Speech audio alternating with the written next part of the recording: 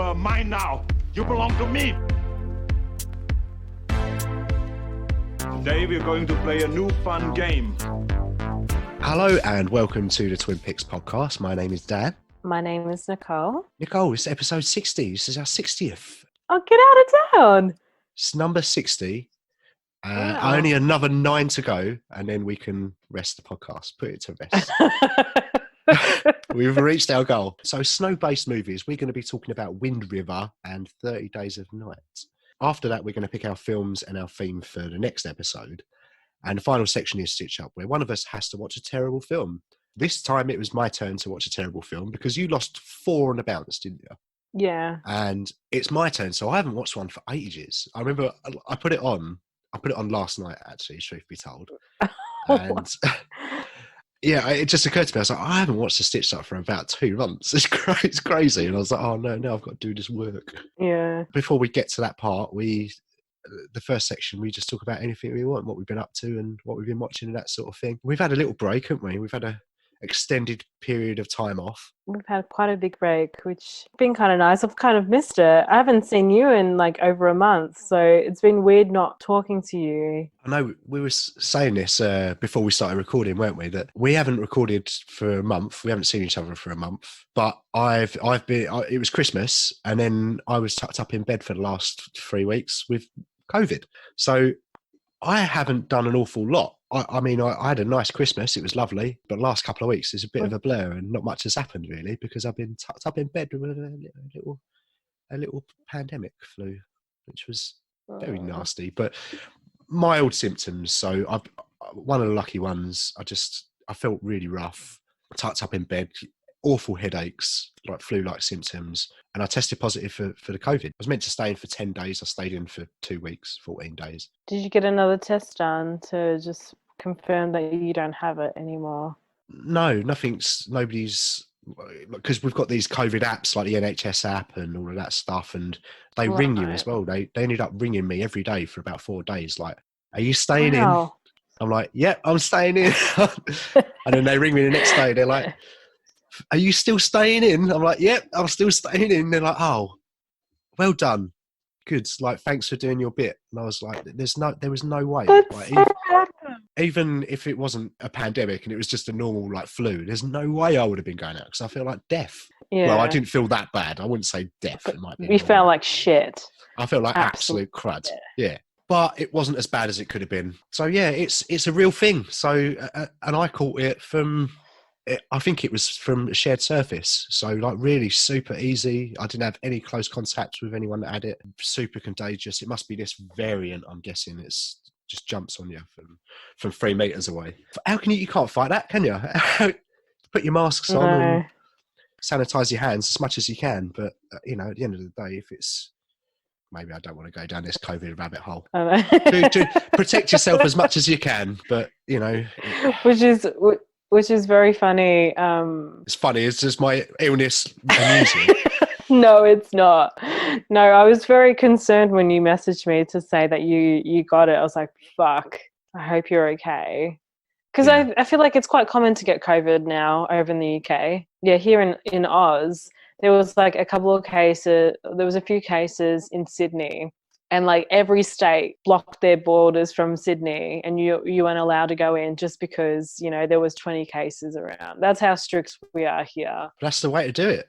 It works. It works for you, didn't it? Yeah, 100%. I think we ended up getting like 1 or 2 random cases in between that time. And now we haven't had any cases for almost 2 weeks now. And I hope it stays that way. Mind you, we've got Australian Open, I think, starting in a couple of weeks, and tennis players complaining, we have to stay in a hotel for 2 weeks and we can't train and blah, blah, blah. I'm like, well, you should know what the standards are traveling. Like, you should have thought of that before you become a tennis player. You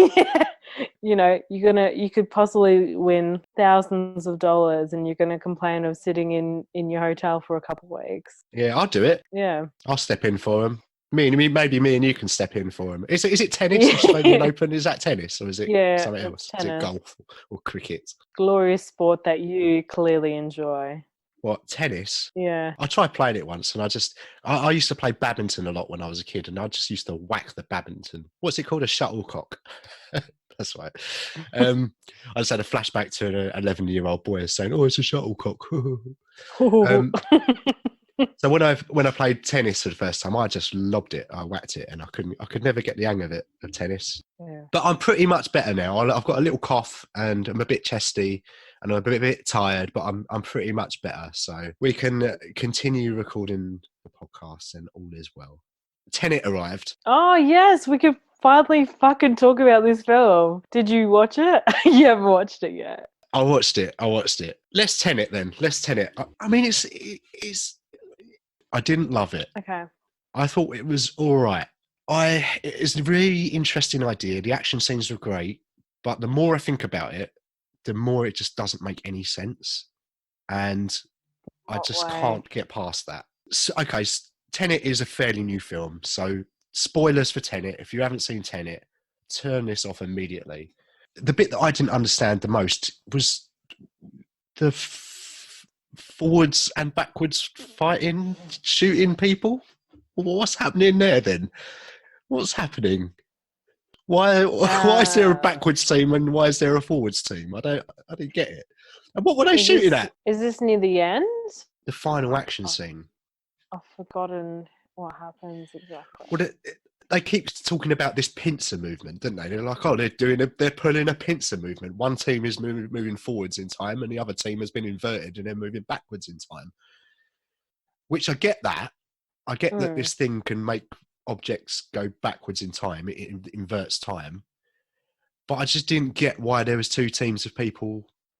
Were they on the same side? But they were shooting at each other. I don't know. I couldn't get my head around what was going on in that final scene. Well, I guess because the team that are going backwards, I guess they know kind of exactly what's going to happen, so they've got an advantage, and that's how they're fighting. Oh, I can't remember what happens in that fighting scene. All I know is, it was too long ago since I've seen Tenet. I liked it. I think because I went in completely dry and I didn't hear too much about it prior. I mean, out of comparing this to Inception, what did you prefer? I think Inception is a much better made film than Tenet. Really? Yeah. I don't love Inception. It's not my favourite Nolan. No.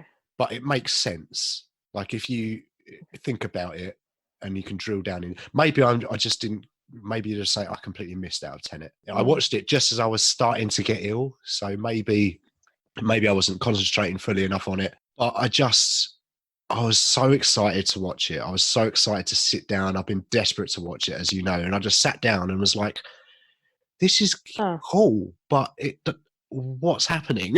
What's going on? I got like most of the plot. Like it was just a couple of things like that I didn't understand. And the more I think about, so Kenneth Branagh found out how to make things go backwards from radiation. Okay, it's a bit of a stretch for a film. You know, I watch some ridiculous films, so it's not like, but it's a very serious film. It's a very serious action film. There's some good action sequences in it. I just don't think it did enough to explain what the fuck was going on. And it's not like I want it handed to me, but it just didn't tie up very well, I guess is what I'm trying to say. I heard a rumor that the little boy, Kenneth Branagh's son, is supposedly Robert Pattinson's character when he's older. Yeah. And I was just like, I don't get how that's happened. Well, I've heard this too. I didn't pick up from it from watching the film, I must admit. No, neither. Yeah. I found it out afterwards that it's the same character. So Robert Pattinson he's actually going. So he inverts and then de-inverts and then I don't know what. Sometimes things go backwards, and I don't know why. Why have that? I don't know. There's a time travel invert equation thing that they've put in some metal, and they have to find the metal and put it all together like a Megazord from Power Rangers. Exactly. Maybe watch it for a second You see time. what I mean? Yeah. It doesn't make any sense. I want to watch it for a second time. just to understand it a bit more. I wonder if I will enjoy it as much as I did the first time. Yeah, I mean, for me, a lot of the time, expectations play a big role for me. So because I was so excited to see it, it could have been an element of because I enjoy it, I had fun with it. I was like, yeah, this is fine, this is pretty good. I just don't get it. I just don't know what's happening. Maybe on a second watch, maybe I'll get more of it. Maybe the expectations will be lower, and maybe I'll enjoy it a little bit more. But as it stands, yeah, it's lower tier Nolan for sure. I enjoyed it more than Dunkirk. I'll say that. Okay. I haven't seen Dunkirk, so not worth watching? It's 100%. I wouldn't say a film is not worth watching. Dunkirk is worth watching. It's Yeah. a really superbly made film. It looks amazing. There's some really good performances in there. I just didn't enjoy the way that quote unquote story was told. There isn't really a story. It's kind of just about an experience. And I get why Nolan wanted to tell the film that way. It just didn't work for me. But Tenet, it shit the bed a little bit for me, mate, to be honest. I would have been happy to wait another year and for it to just make a bit more sense. Just do another rewrite on it. But what do I know? I've never made a film. That's a lie. I have. No, you have. We need to watch it. That could be my present to me, my birthday present this year. You can let me watch your shitty short film. All right, steady on. Shitty. Oh, I don't know. Shitty. You don't want anyone to see it. Oh, well, who wants anyone to see the first kind of student film? Oh, you showed me yours, to be fair. Yeah. we were quite drunk though. Yeah, that's true. I need to see it again. Maybe one episode we could do our own films. Oh God. Anyway, so I mean, it was fine. You thought it was all right, Tenet, did you? Yeah, I Good. didn't mind it. I just like the concept of it. He was fighting with someone, and then next minute you realize that he was originally fighting with Robert Pattinson, but he was fighting with himself. He didn't realize he was fighting with himself. Like those matching up those moments, I was like, now I see what's going on there. That removed some of the tension and the peril for me because you didn't get the same sound effects, you didn't get the same impact and consequences of fighting and impact and that sort of thing. It was a bit odd, but the action scenes looked good. I need to see it again. I need to reappraise it, but didn't love it. I've watched a big old pile of films, mate. Maybe I'll talk about some of them, maybe I won't. Have you been watching much? Is there anything you want to talk about? Have you had COVID? No, I haven't had COVID. That's Touch good. Well wood. done. Well done. You get your little certificate. No, I've had about 5 COVID tests. Oh, no, of course you have, yeah. That's as close as the COVID situation has happened for me. Yeah, as close as you've come. That's good. Yeah. Well, I was when I was talking to Albert a couple of weeks ago, he was like, how you doing? I'm like, oh, not great. I just tested positive for COVID. And he went, oh no, it's getting close to home now, isn't it? I went, it is at home. I literally have it. It's literally in my home. It's not close to home. It's in my fucking home. Oh. Anyway. Oh, Albert. We need to get him on the show. We need to get him back. Yeah, come on, Albert. Yeah. Come and do some pics with us. Yeah. We've been talking about changing up the format slightly. So if we do that, we might be able to get him on a bit more easy. Yeah.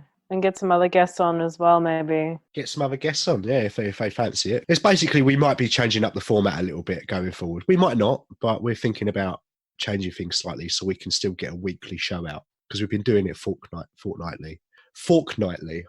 I like saying fortnightly, yeah. Sounds like a detective show set in the 1800s. Fortnightly. We should make it then review it on this podcast.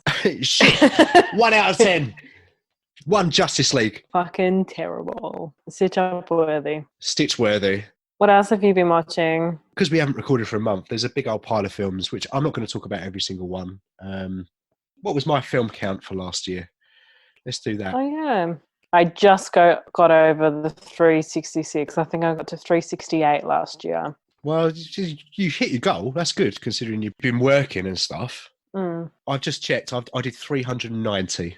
Ooh. I was 390 in the end. I was 10 away from the 400. I probably could have done it, but after I got to 366, I was kind of like, Because I was just watching films Take for the it sake of easy. it. I'm like, oh, this is an hour and 20 minutes. Let's watch this because Yeah, it'll be another, yeah, exactly. be another number. That's exactly that's how I was watching films last year, and it wasn't enjoyable doing it that way. Right? So yeah, and so then when I got to the 366, I was like, okay, I can start watching TV shows that I want to watch now, and watching stuff that I want to watch, not like I'm watching it because it's a short period of time. It's another number on the list. I was thinking of doing 1,000 short films, and I was just like, Nicole, don't do that. Just Jesus.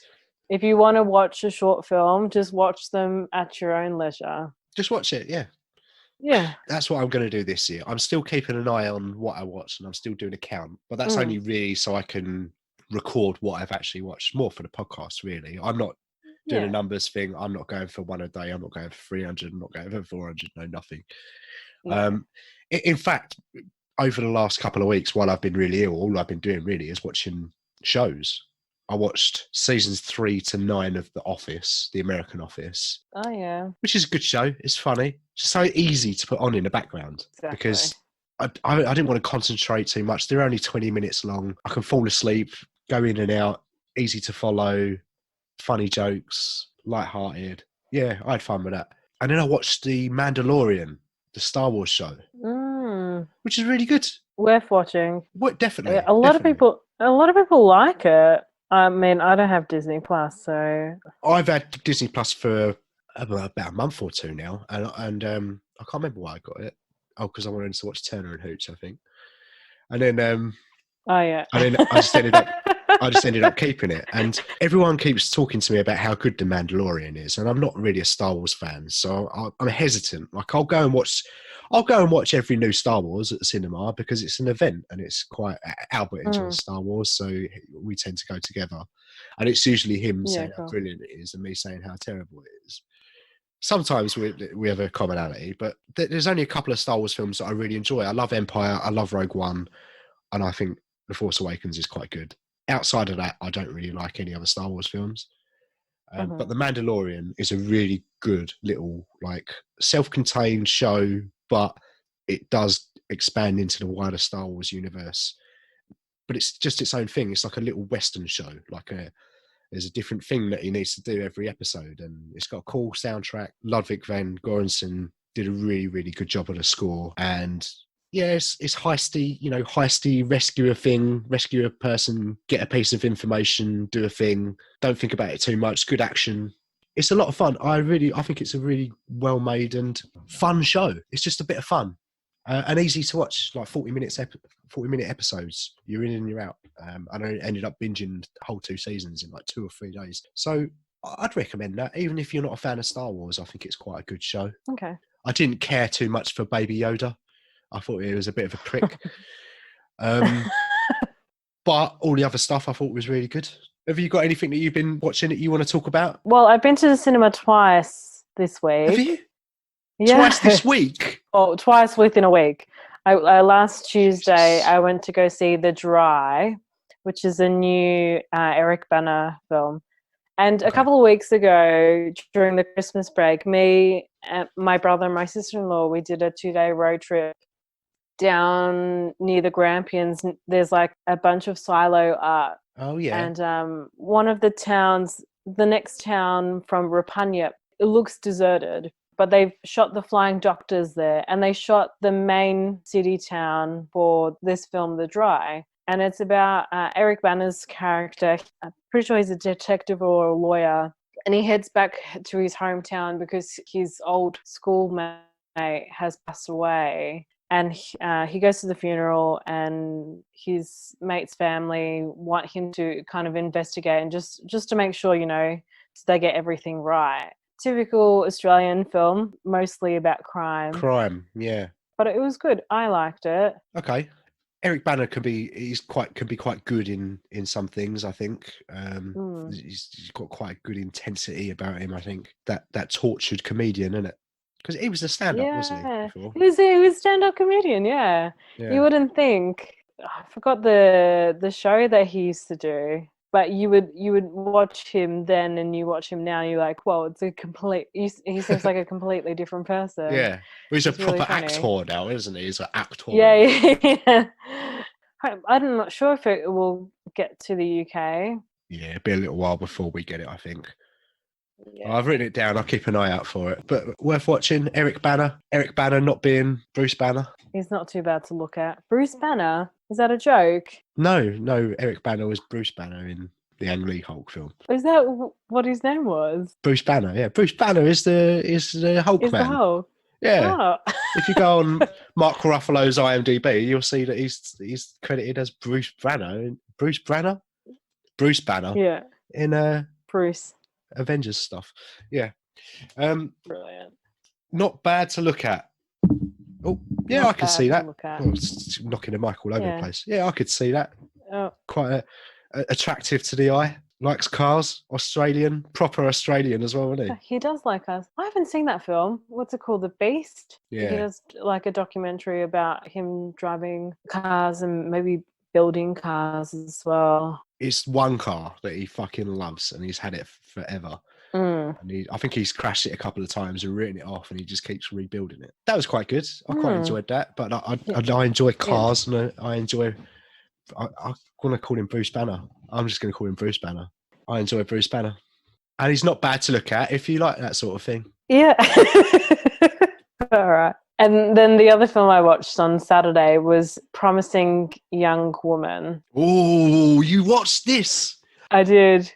I really liked it. Yeah, was it fun? Yeah, it was a bit of fun. And it's just also a bit of an eye-opener on how, society looks at certain genders, and it was kind of also interesting. So do you know what the story is about? But basically, I watched a trailer and I think that I can pretty much piece together what it's about. I don't know. Are you going to do spoilers or not spoilers? I'll try not to spoil it as much. So Cassie, she works at a cafe, and every weekend she pretends to be drunk, because a nice guy comes and helps her out and then takes her back to his place and ends up trying to take advantage of her.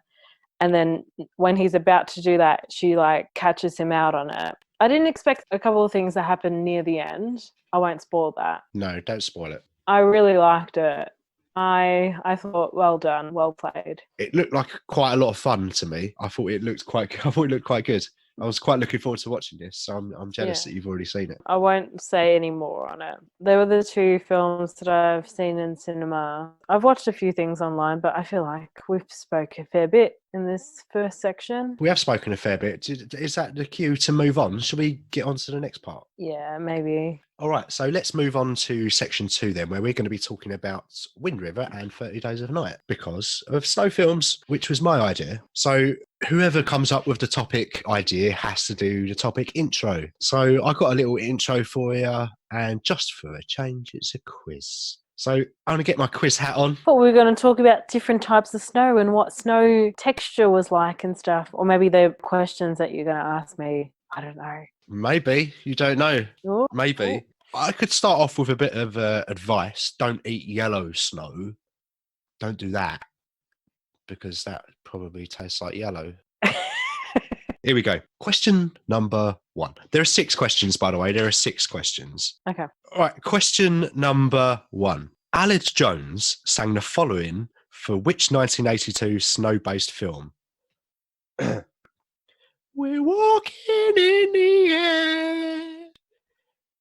We're floating in the moonlight sky. The people far below are sleeping as we fly. Doo-doo. That was beautiful. Thank you. Should I send that into Sing Factor?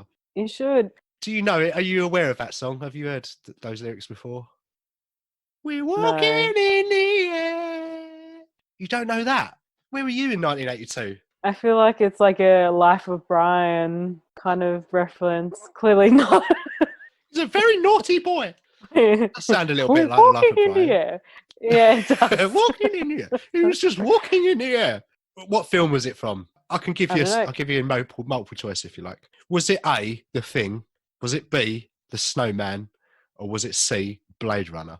Oh shit! I'm gonna guess The Thing. You think We're Walking in the Air is in The Thing? The Snowman, isn't it? Can you imagine Kurt Russell as McCready singing "We're Walking in the Air"? Have you seen The Thing? No, I haven't. I haven't. Fair I haven't enough. seen The Snowman or Blade Runner properly. Well, I can assure you that Kurt Russell doesn't do any singing in The Thing, and neither does Harrison Ford in Blade Runner. So Snowman. So you've got that incorrect. The Thing. Oh dear. It was a joke. No, you can't go back on it now. Right. Question number 2. The Thing, 1982, was one of my snow movie choices from the last episode. Who directed that movie? Was it A, Laurie Carpenter?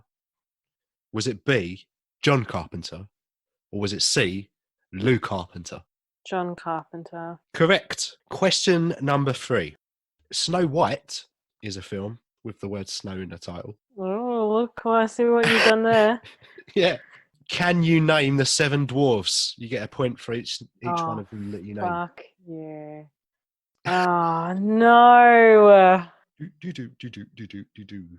There must be a little song, little rhyme. There should be. Oh my god. Grumpy. Yes. Happy. Is Happy one? Happy's one. That's 2 out of 5. That's terrible, Nicole. Come on. Grumpy. Oh, Sleepy. Yep, sleepy. Yawning. Happy. Sneezy. Yep, sneezy. Silly. No, silly's not one. You got 3 more to go. Ditzy. No, it's not. That sounds like a It's bloody. ditzy. No, ditzy's not one.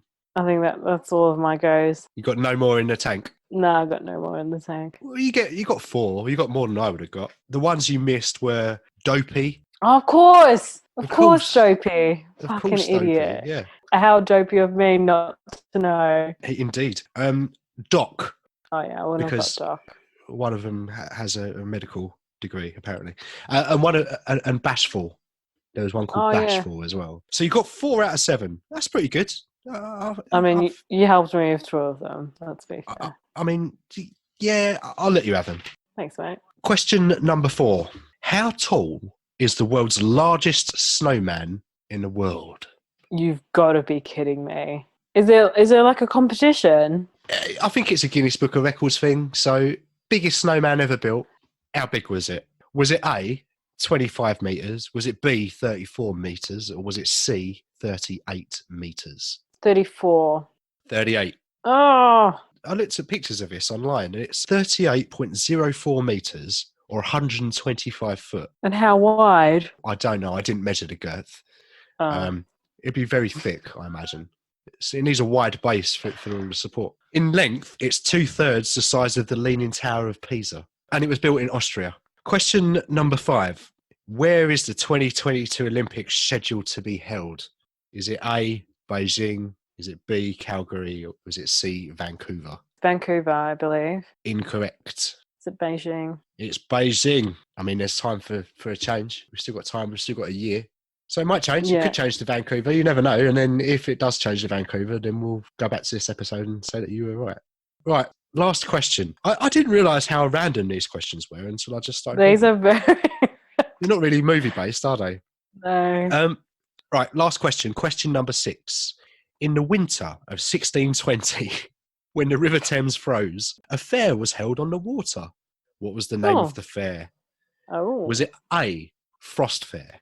Was it B, Frost Fest? Or was it C, Frost Nixon? I feel like that it would be more fair if it's from the 1600s. Yeah, let's go fair. Correct. Yeah. There's not going to be anything in 1620 called Frost Fest, is there? Like V Fest and Rust Fest. Should we count up your score then, shall we? So you got 1 there, you got 4 there, that's 5. Got that wrong. 6. So you got 6 out of 13. It's pretty poor. It's about half. I would do terrible at trivia. It's snow-based trivia, yeah, you would. Don't put me on your team if it's anything snow related. No. So there we go then. So I've done 2 topic intros on a bounce now, and thank the Lord, next time it's back to you. I'm all topic introed out. Well, you have to do everything. You have to do topic intro, watch Stitch both up. movies plus Stitch Up. No. All while having COVID-19. I wouldn't say that I'm a hero. That's not what I'm saying. No. No. If someone else wants to say that I'm a hero, I'm not going to disagree with them. I'm not going to say, no, you're incorrect, sir or madam. What am I going on about? I don't know. I don't know. Let's move on. You're rambling. I'm rambling. Okay, ramblers. Let's move on to the film, shall we? And we're going to be talking about Wind River and 30 Days of Night. I'd like to start with Wind River first this week. Ooh. Wind River came out in 2017. It was directed by Taylor Sheridan, who it's the first time directing for him on this one, but he also wrote Sicario and Hell or High Water. And they're both, I don't know if you've seen either of those, but they're both brilliant. They're part of a trilogy, aren't they? Kinda, yeah, it's kind of his trilogy. So the budget was 11 million, the box office was 45 million. Stars Jeremy Renner as Corey Lambert, Elizabeth Olsen as Jane Banner, funnily enough, Gil Birmingham as Martin Hanson, and Kelsey Asbill as Natalie Hanson. And John Bernthal was in there. So the tagline reads, "Nothing is harder to track than the truth," and the synopsis reads, "An FBI agent teams up with the town's veteran game tracker to investigate a murder that occurred on a Native American reservation." So Jeremy Renner is the tracker. He is the hunter of predators, as he says in the film, because Jeremy Renner. And Elizabeth Olsen is the FBI agent. And Jeremy Renner finds a body in the snow, and they've got to figure out who did the murder. I don't think this is based on a true story per se, from what I could figure out, but it's based on true events that have happened previously. If someone is a missing person and you're Indigenous in the States or in Canada, you don't get recognised. There's no report about it, which was I found quite interesting. So that's the true element of this, because that actually pops up. I think right it's at the end, isn't end. it? It's at the end. Yeah. I watched this twice actually, because I watched it a few weeks ago when we were meant to record, and then I got COVID. Yeah. I don't know if I mentioned that. Oh, did you? And then because I watched it a couple of weeks ago, I forgot most of it. So I watched it again a couple of days ago. Is that a symptom of having COVID, forgetting what you watched?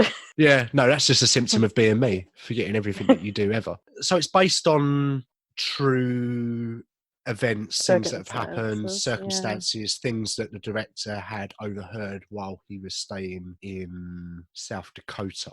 He wrote this at the same time as Sicario and Hell or High Water. Over a 6-month period, he was writing all 3 at the same time, apparently, which is nuts. But he has a knack for it, because I quite liked this film. It's my least favourite out of those 3. Okay. But I really, really like Sicario and Hell or High Water. I think they're fantastic films. And I thought this was pretty good. I mean, I could watch it a second time and I enjoyed it probably just as much as the first time. I really enjoyed this film. Well, I haven't seen the other 2, but I thought this was really good, because I've never heard of it before.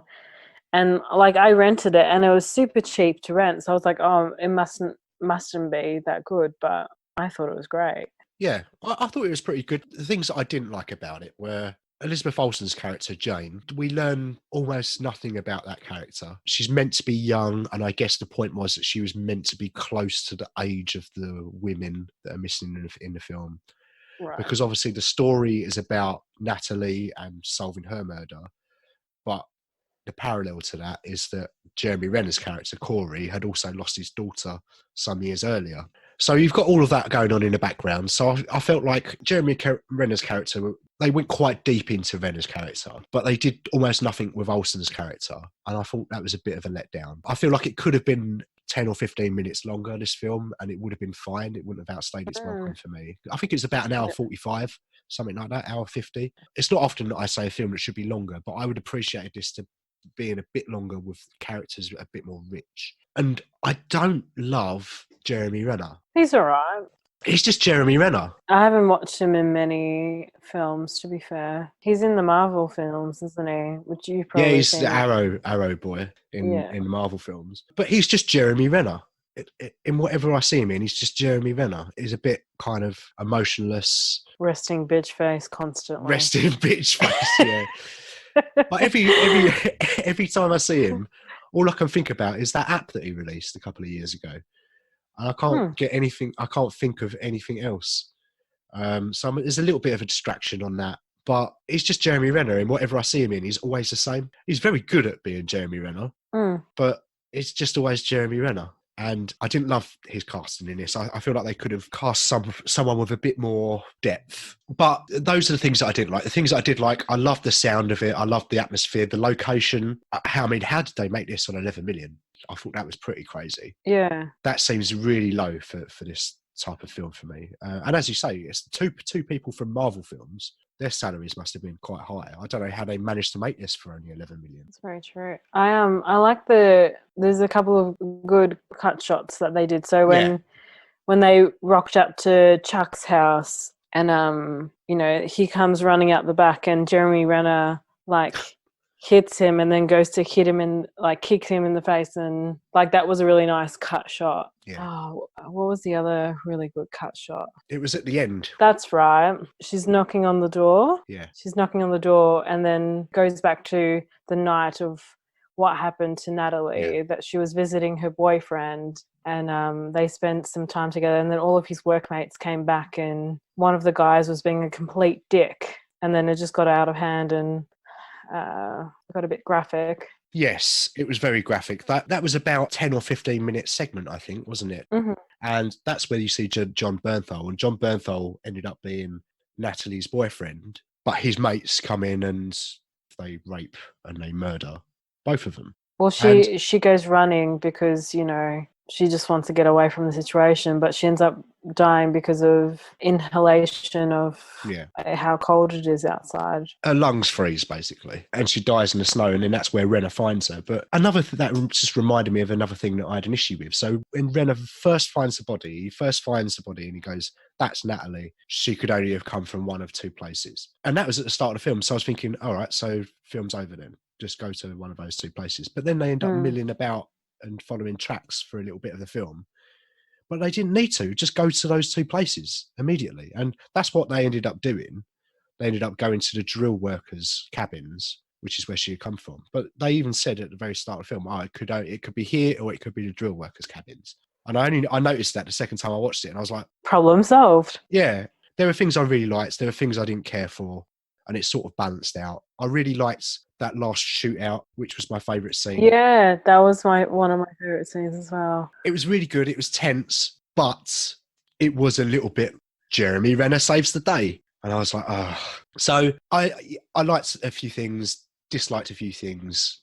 It was all right. I would prefer a different Corey Lambert. Best thing in this film for me was Gil Birmingham, actually, who played Natalie's father. I thought he was excellent. He did a really good job at showing his grief. And there was one scene that he had with Renner, which is probably Renner's best scene as well, where they were discussing about grief and losing their children. And Renner talks about going to a counselling session. But even then, it's a bit surface with Renner. It didn't feel like his character was complex enough. But it could just be me thinking about the Jeremy Renner app, like I said. Yeah, I think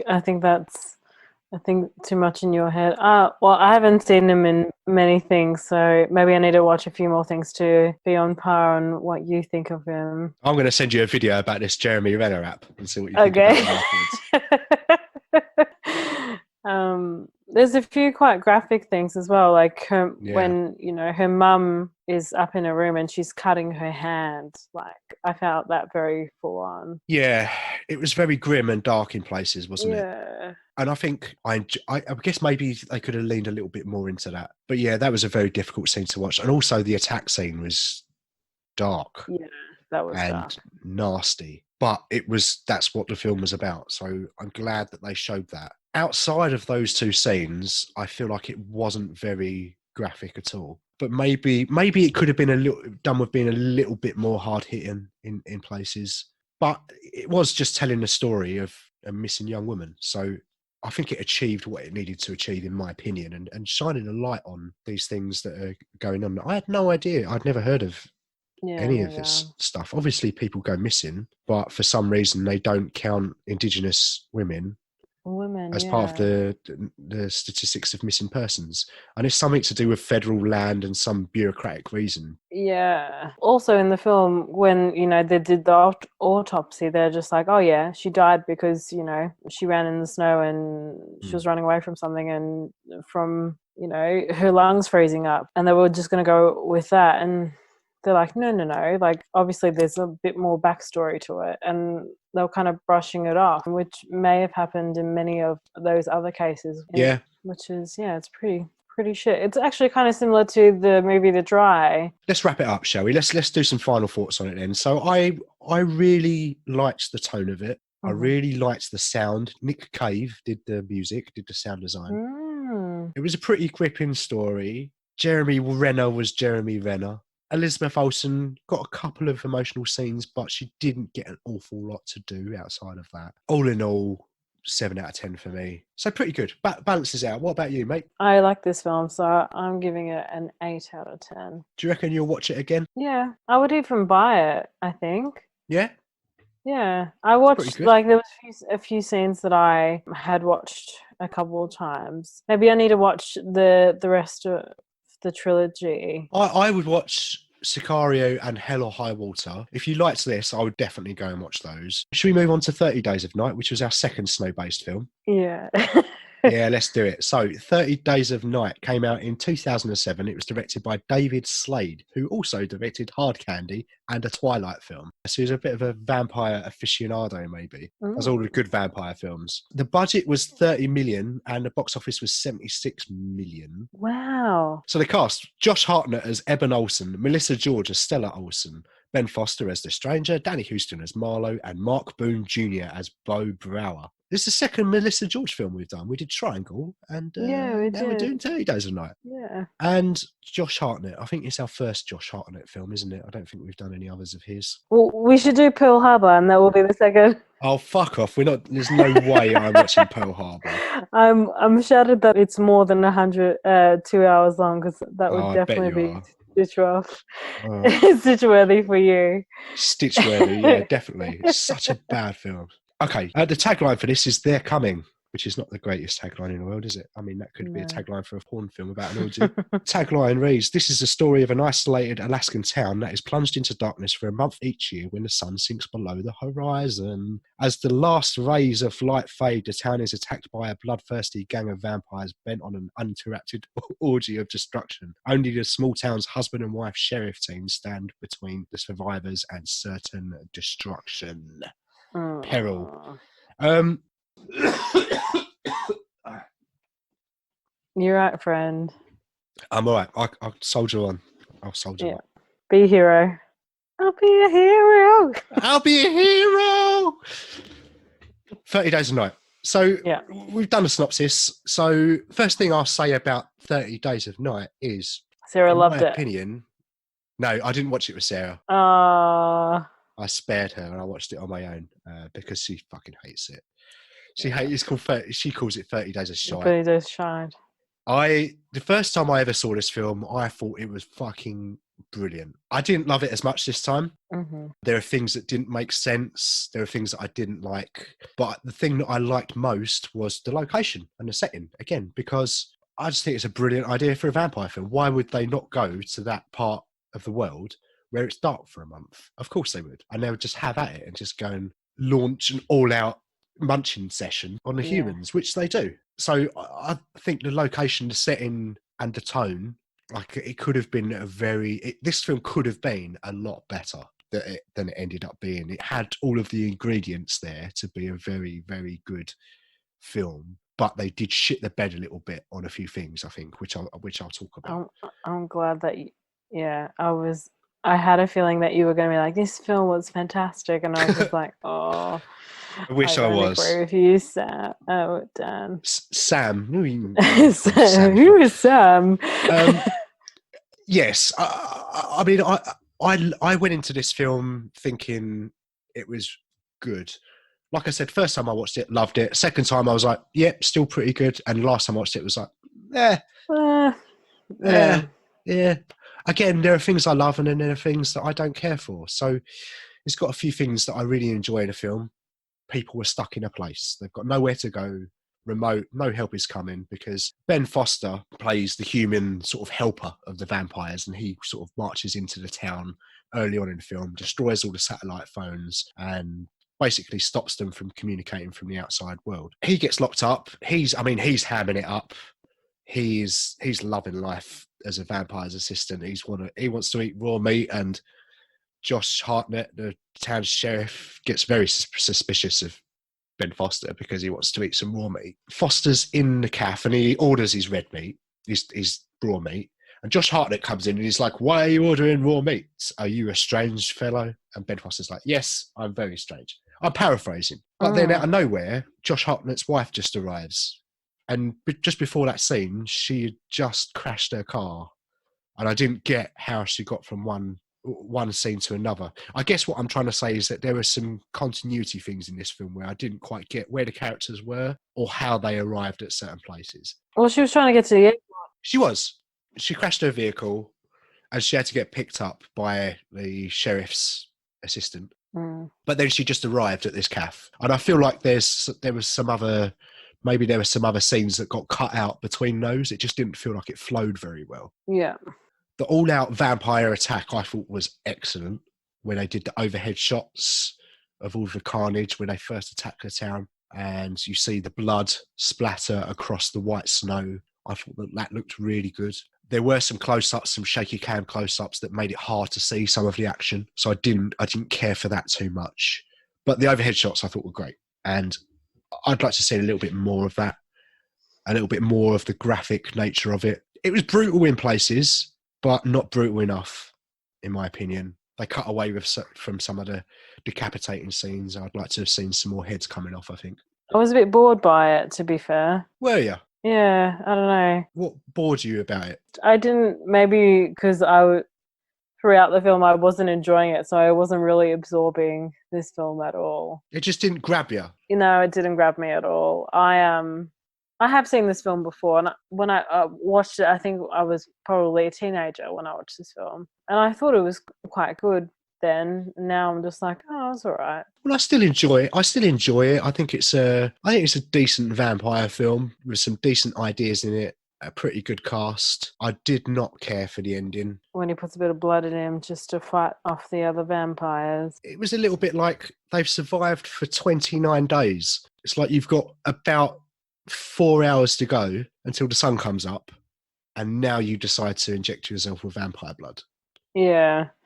And I didn't like how he defeated the main vampire, because I thought the vampires in this generally were done quite well. They looked unique. They looked different enough from other vampires in other vampire films. They were strong.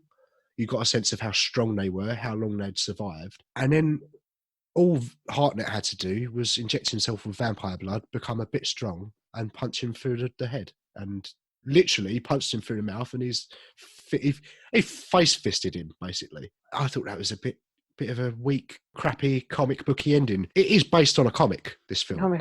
Yeah. So maybe that is a shot-for-shot thing. Maybe that happens in a comic, and they had to get that in there for whatever reason. I didn't like it. I don't think it worked. We hadn't seen any vampires punching fists through heads before that. Yeah, so right. It just didn't work with the rest of the film for me. That sort of overstepped the line into a bit unbelievable for the kind of world building that they'd done before that. So 30 Days of Shite, I think, is a bit harsh. It's not bad. I've seen much, much worse than this, which we'll get onto. But it's not the film that I held up in all of its glory in the past. It's not the masterpiece I thought it was, I must admit. It was shot in New Zealand. Do you know that? Shot in NZ, yeah. South, I'm guessing, based on the snow. Effects by Weta, which you'd expect, having been shot in New Zealand. I think it looked pretty good. There was a couple of iffy CGI scenes in there, more in terms of blood spatter. But I thought it looked decent apart from that. It was all right. It'd be a while before I watch it again, but I will watch it again. I'm going to give my rating. You might hate me for it. I'm going to give it a 5 out of 10. So this is the same as Grandi Magazzini, in your opinion? Yeah. Actually, Grandi Magazzini should be about a 4 now. But 5 out of 10. Okay. I didn't like it. Listen, it's not a million miles away from what I would say. I'd give it a 6. Again, there are things that I like. There are things that I really don't care for. I can't rate it the same as Wind River. No, God, no. But I was sort of hovering between a 6 and a 7. I'm going to say 6.5. 6.5 out of 10. But you rate it the same as Grounded Magazine, apparently. So Yeah. let's... And Sarah would probably agree with me, so I think she'd give it less than a 5. Sarah, yeah. Sarah, what would you rate this, Sarah? What is your rating out of 10? I'm going to guess 3. 2.5. Do you reckon? All right, let's have a sweepstake. Whoever is closer, whoever is closest wins the next Stitch Up. In what way?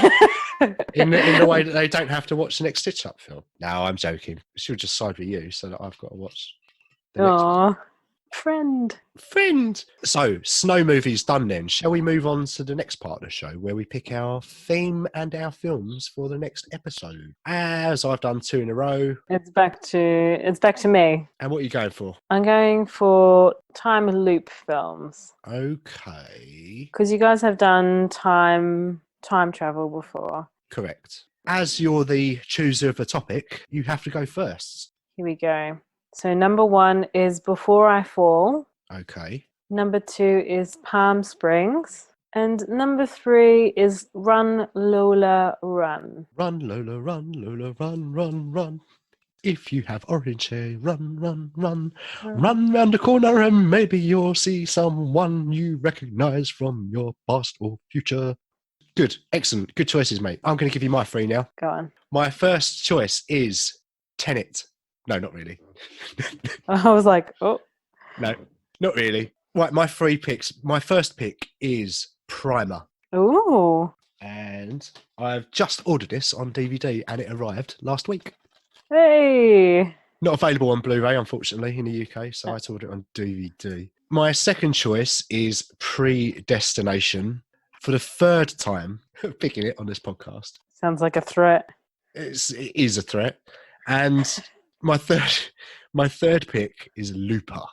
Looper. Mm. All right. So to recap then, you have chosen Before I Fall, Palm Springs and Run, Lola, Run. And I have chosen Primer, Predestination and Looper. And now, before we proceed with talking about synopses and casts and things we like about these films, we've got to knock one out of each other's list immediately without knowing anything about them. Anything about it, yeah. So I know without question which one I'm going to knock out of yours. I'm pretty sure I know which one you're going to vote. Have you got a feeling? What feeling do you have? Before I Fall. Yep, get it out of here. The reason why I'm knocking it out, I don't know much about it. It's called Before I Fall, so I'm going to guess that it's about a love story that happens. Oh, all right.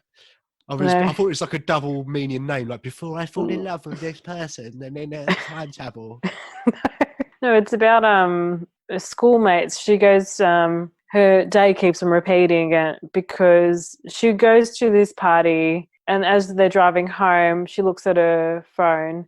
Then they get into a car crash, and that keeps on looping over and over again until something resolves.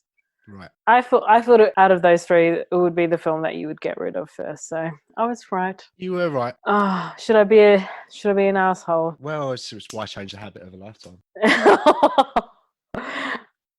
I don't know what Looper is, and I'm thinking I'm going to get rid of that one. Looper. Yeah, because I've heard of the other 2 before, and they both sound good. All right, yeah, Looper's all right. Came out in 2012, directed by Rian Johnson and stars Bruce Willis and Joseph Gordon-Levitt. It's all right. In fact, I saw this. The only time I've ever done it, I've seen, other than Prince Charles movie marathons, I saw 2 films in one day. I went to watch Looper, and then I came out of the cinema and then went straight back in to watch The Sweeney, which was less good than Looper. But all right, so you've knocked it out, and I've knocked out Before I Fall. So to recap then, what we've now got left in our list is Palm Springs and Run, Lola, Run in yours, and Primer and Predestination in mine. So we've got 4 films to chat about now, and we've got to somehow whittle it down to 2, one in mine and one in yours. So do you want to talk a little bit about Palm Springs or Run, Lola, Run? I know Run, Lola, Run. I've seen it, but I haven't seen Palm Springs, so I know less about that. But for anyone that's listening, they might not know either of them. So What's the crack? Palm Springs came out in 2020. New one? So relatively very new. Directed by Max Babacow. Hope I pronounced that correctly. I watched this last year. Andy Sandberg is in this film. And the synopsis is, when a carefree Niles and reluctant maid of honor Sarah have a chance encounter at a Palm Springs wedding, things get complicated as they are unable to escape the venue, themselves, or each other. So it's a comedy. Yeah, mystery fantasy comedy. Okay, so that's Palm Springs. And Run Lola Run, or Lola Rennt, I guess is in German. It came out in 1998. Tagline is, every second of every day, you're faced with a decision that can change your life. And the synopsis is, Lola receives a phone call from her boyfriend, Manny. He's lost 100,000 DM in a subway train that belongs to a very bad guy. She has 20 minutes to raise this amount and meet Manny. Otherwise, he will rob a store to get the money. 3 different alternatives may happen depending on some mirror event along Lola's run. And that is from Lola Run. I watched this for the first time last year. I think that you put it on the list, our room list, didn't you? And it's great.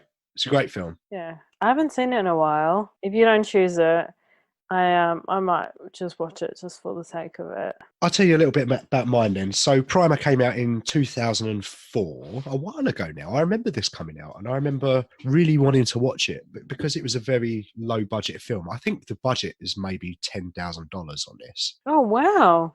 I could be wrong, but I'm pretty sure it was 10,000. And it's a very short film. It's only 77 minutes long. So the tagline on Letterboxd is, what happens if it actually works? And the synopsis reads, friends and fledgling entrepreneurs invent a device in their garage which reduces the apparent mass of any object placed inside it. But they discover that it has some highly unexpected capabilities, ones that could enable them to do and have seemingly anything they want. Taking advantage of this unique opportunity is the first challenge they face. Dealing with the consequences is the next. Yeah, it's a complicated one, this film. I don't want to talk about it too much because I don't want to spoil it. But like I said, low budget, 2004, short film, time loop. Maybe there's multiple copies of Scientists. Maybe it's confusing and they don't know how to make things right. Maybe they can only go back in time a few minutes. It has been a while since I've seen it. But like you, if you don't choose it, I'm still going to watch it because I just bought it. So I want to get it out of the cellophane and give it a watch. And my other choice was Predestination, which came out in 2014 and it stars Ethan Hawke. It's directed by 2 people, Michael and Peter Spierig. That's definitely right. The tagline for this film is, to save the future, he must reshape the past. And the synopsis reads, Predestination chronicles the life of a temporal agent sent on an intricate series of time travel journeys designed to prevent future killers from committing their crimes. Now, on his final assignment, the agent must stop the one criminal that has eluded him throughout time and prevent a devastating attack in which thousands of lives will be lost. So Ethan Hawke, keeping an eye on time, and he's got to hunt down this bomber, this ruthless bomber. And I nearly just gave away the plot of the whole film then. It's very mindfucky, this one. If you said that I picked it for mindfuck, yeah.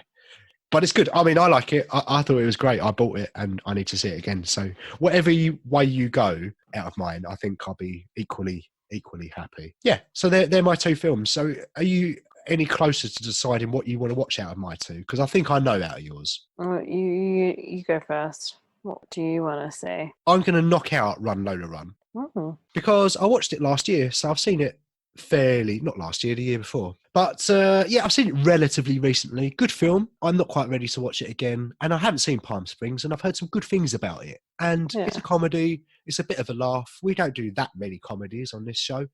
So let's do a comedy. That's what I'm thinking. I'm thinking, let's do Palm Springs, let's do Andy Samberg, and maybe we can have a bit of a silly one. I was originally going to go Predestination, but I'm liking the sound of Primer. So okay, I want to watch Primer next week. Okay, great. So for the next episode then, we've picked our 2 time loop movies, which are going to be Palm Springs and Primer. 2 Ps. 2 And Ps. do you know what? I'm amazed that Groundhog Day didn't get a shout. Because it always No. does. Whenever anyone mentions time loop movies, Groundhog Day always comes up, and I'm a bit sick of it, to be honest. I didn't want to watch it, to be fair. I I mean, wouldn't I've seen it before, and it's like that's a typical time loop film. I must have seen it 30 times when I was a kid, and that fucking music in it. You know, the Pennsylvania cuckoo. Like, I've still got all of that stuff in my head from when I was a child, so Traumatized. I'm glad that neither of us picked that. I was considering Palm Springs. Did have a feeling you might go for it, though. Yeah. So I left it. Butterfly Effect, I was considering. More time yeah. travel than time loop, though. Mm-hmm. And it's Butterfly Effect I was discussing with Sarah a few weeks ago. And it's one of those that I really enjoyed it at the time. But I've got a feeling that, like 30 Days of Night, that it might be one of those that I revisit and it's not as good as I remember it to be. But I could be wrong. I need to revisit it. The other one I was really thinking about putting on was Time Crimes, which I think is a Spanish film. But I've been really meaning to watch that. It's very good, apparently. Time Crime. I'll put that on the list. But it's just, I couldn't find anywhere to watch it easily. So I didn't put it on. Happy Death Day. Yeah, I mean. Oh, yeah. Didn't love it. It was okay. What else could we have had? Source Code. Yes, we could have had Source Code, Jake Gyllenhaal. Yeah, Edge of Tomorrow. Edge of Tomorrow would have been a really good one, actually. I enjoy that. I'm surprised you didn't choose that, to be fair. Yeah, it's Tom Cruise, isn't it? I like it, but I just... Yeah. Outside of Mission Impossible, I can't find it difficult to watch Tom Cruise. Tom Cruise. It's just Tom Cruise, isn't it? Being Tom Cruise. He's like Jeremy Renner. Imagine a film with Jeremy Renner and Tom Cruise. It'd be great. Oh. Boss Level, but I don't know if that's officially come out yet. It says 2020, so it is. The synopsis is a retired special force officer is trapped in a never-ending time loop on the day of his death, and he dies every day in multiple ways. But I couldn't find it on any streaming service or even to rent. So I don't know. Maybe it hasn't come out in cinemas just yet. About Time, that's more time travel. Ugh. And I think you would have fucking murdered me if I put that fucking on. hate that film. I can't stand it. Oh, let's get in the time travel cupboard. Oh, Richard Curtis. Well, maybe Donald Gleason flops his hair around because he loves somebody. He loves somebody very much and he wants to get in the time cupboard. Sliding Doors. Yeah. And 50 First Dates because she's got dementia and she is reliving the same day. They were my options. I would have gone for a film. I was thinking about going for a film called Time Lapse, which I think, if I remember correctly, has got Danielle Panabaker in it, which was quite good. That was about a camera that tells the future. So if you take a photograph, whatever's happening in the future in that location, it shows you what's going to be happening. So that was quite good. Interesting. And a film called Arc as well, which has got a man in it. Stitch Up. Let's move on to the final section then, which is Stitch Up. And it's all me this episode because I had to watch Sunday School Musical. Did you watch it? Yes. Amazingly, this is Amazon Prime is very quickly becoming either my favourite or my worst streaming platform. I can't decide which one because you can there are find some really terrible films on that. There are some really bad films on Amazon. I don't know why they've got all of the Asylum stuff, which is great. But I don't know why. I guess it's for people like us. So Sunday School Musical. So it came out in 2008 and it was directed by Rachel Goldenberg. And it is an Asylum film. I think that Asylum own this subsidiary company called Faith Films, I think they're called. Right. And the budget was $250,000 for this, which is very, very low, obviously. Yeah. So there are some expected lack of production values. It's a song. It's a film about singing and dancing. So there's a lot of singing and a lot of dancing in it. And if you're going to make a film about singing and dancing, I really feel like the singing and the dancing should be really good as a bare minimum. But spoilers, it ain't. It's rubbish. It's good as my karaoke then. Oh, I would imagine they're on par. Yeah. Yeah. I haven't heard your karaoke. I can only imagine how wonderful it is. I went into this thinking, oh God, it's a High School Musical thing. It's an Asylum film, but it wasn't as preachy as I expected it to be. There was only one Bible reference in it. Oh. There was only one. Listen, it's a very complicated plot, so I'm gonna try and briefly explain this. So Zachary, the film opens with Zachary, who's just walking down the street, and he sings a song immediately because he has to explain how he's feeling. And, you know, there's a song in his spirit and he's just got to let it out. And he's so excited because he's going to Sunday school. He can't wait. He's brushed his hair, he's put his clothes on, and he's singing about how much he loves going to Sunday school, because Sunday school is brilliant, apparently, and you get to sing songs. So there's these 3 teams they're going to compete to get into these song competition tryout thing. But one of the teams doesn't show up because of an egg salad related food poisoning scenario. Oh. And eggs keep popping up in this randomly, but maybe I'll get onto that later. Maybe I won't. I don't know. But one of the teams doesn't make it. So the 2 other teams, one of them is really good. One of them Zachary's team, and the other one, they're called the Crossroads Choir, and they're not very good. They're rubbish. Everyone's kind of like, oh, they're rubbish. The Crossroads, they're just singing a hymn in a normal way. What nerds! They're nerds because they're just singing hymns. What you need to do is do a hymn in your own way and put your own spin on it, like an R&B song from the 90s. Yeah. Oh, yeah. Let's pretend we're Vanilla Ice and just do a little dance, and it's not very good. But one school is significantly better than the other.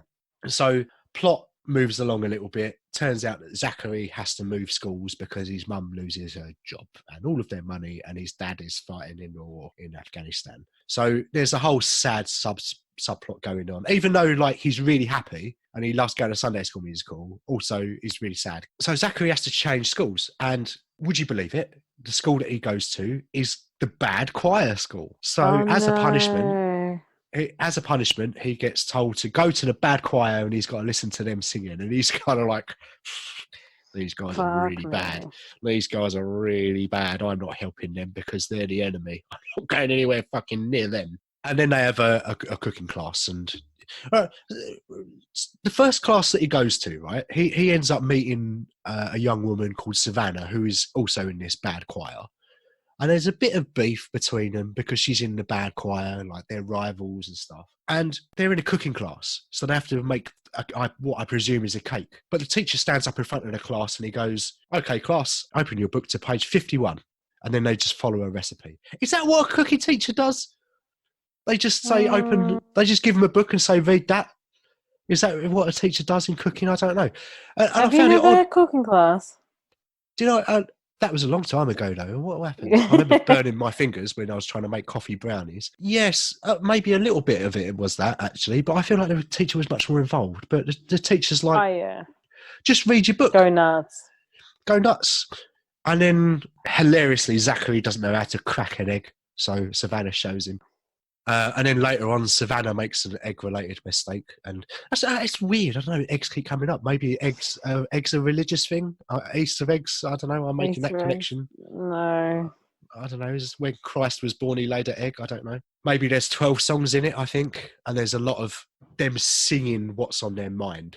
But the songs are not very good as well. And there is one scene where Zachary is very angry on a rooftop, where he's just like, "I'm angry, I'm going to sing a song now about how angry I am." And he kind of hits the coping stones on the roof, and then he sort of pretends to kick a pole. And then it just cuts to the next scene. And it was like, oh, all right, well, I expect that there was probably a longer piece in there that they didn't get right. So they had to cut it out. It was kind of funny, to be honest, because of how cheesy it was. Okay. I feel like in my head, I kept saying little quips, like what I would say to someone if there's someone sitting next to me. And sadly, I watched it on my own, so I couldn't quip to anyone. But I would say I had about as much fun watching this as I would have done watching High School Musical. So an 8 out of 10 in that case? No, not even close. I kind of had fun with it. You know, skip 10 seconds on the odd song here and there. Maybe you can cut the time down a little bit. That's cheating, isn't it? You have to watch the next one. I didn't say I did that. I just said maybe you could do it. Sure. I've written down eggs about 3 times. I really wanted to speak about those eggs, didn't I? Were they poached? Were they scrambled? Were they hard? One of them was they were making a cake out of one, so they had to crack it. So it was a raw egg. Yeah. The other one was an egg salad, so that would have been a boiled egg, I'm guessing. Mm-hmm. And then the other one, Savannah just messed up cracking it, and she was meant to be like a egg cracking boss before that. I'd watch this again with someone else. I think it might be quite fun to watch. Maybe I'll make Sarah watch this one. It's a bit romantic. Yeah, she might not agree with you on that. While I had a little bit of fun with it, it's not good. It's not well made. Obviously, there's an overlay of the dubbing and the singing. They're obviously lip syncing, and they weren't singing all of the dialogue. Like you could hear it, but their lips weren't moving, and that happened quite a lot. And it wasn't in sync quite a lot. And there's some iffy dancing in it, and there's sometimes they're like, let's have a little dance, and they're just clapping their hands. Like, that's not dancing, that's clapping your hands. That's not dance. I mean, and I've seen Step Up, I've seen me a dance film or two, and I know what dancing is. That's is not dancing. Not great. So pretty good choice on your part for a stitch up. I'm going to give it one Justice League. Ooh, I was expecting you to give it higher. No, because it is rubbish. It is a crap film. Don't get me wrong. Yeah. That's it, mate. That's all I've got to say about it. One Justice League out of 10 Justice Leagues. Crap, but entertaining in a way. Shall we move on to the next part then, where we've got to find out who's going to be stitched up next time? Yeah, which no one did a poll, right? I was meant to do a poll. I didn't do one, so we've got to do a toss. So what shall we toss? Let me find a thing. What did I toss last time? Oh, Kingdom of the Crystal Skull. Yeah.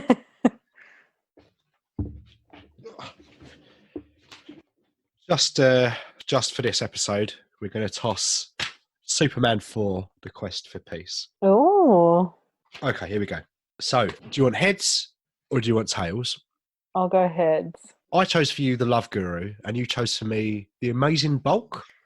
Oh, yeah, that's right. Oh, fuck, I forgot what the films were. Yeah.